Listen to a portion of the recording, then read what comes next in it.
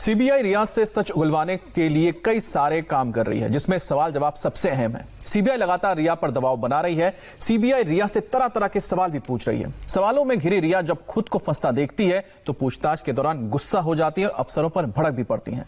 26 घंटे की पूछताछ में रिया को कैसे आया गुस्सा, इस रिपोर्ट में आप देखिए।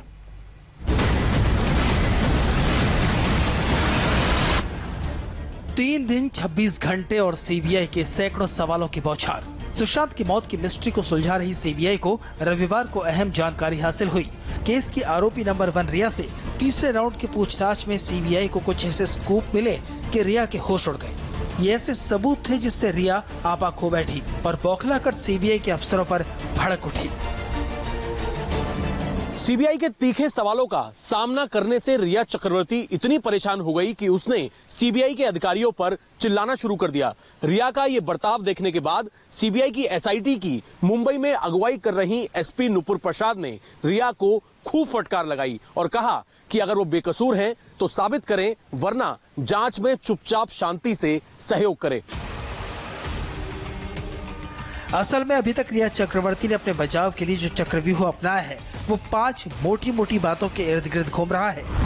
पहला तो ये कि सुशांत डिप्रेशन के शिकार थे, वो तरह तरह की दवाएं खुद से लेते थे। दूसरा ये कि वो यूरोप टूर पर गए तो उन्हें नर्वस ब्रेकडाउन हुआ और वो पेरिस में 3 दिनों तक अपने कमरे में ही रहे। तीसरा ये कि सुशांत के मनी मैनेजमेंट में उनका कोई रोल नहीं था।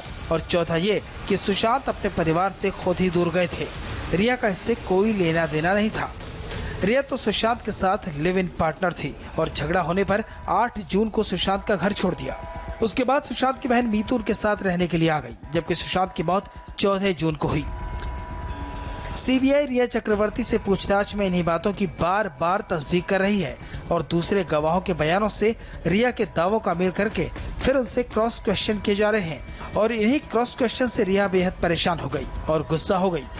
सीबीआई के अधिकारियों ने रिया से पूछा कि अगर आप सुशांत की लिव इन पार्टनर थी तो उनकी जहनी हालत के बारे में क्या जानती हैं? क्या कभी सुशांत ने पेनलेस डेथ के बारे में चर्चा की थी? अगर आपको पता था कि सुशांत की मेंटल कंडीशन दुरुस्त नहीं तो उन्हें छोड़कर क्यों गई? आप खुद को सुशांत की मौत के लिए किस हद तक जिम्मेदार मानती हैं?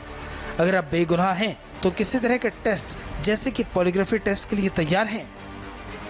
इन सवालों के मतलब साफ है। रिया चक्रवर्ती सीबीआई को सीधा सच नहीं बता रही है और वो अब भी जवाबों के नाम पर गोलमोल कर रही है।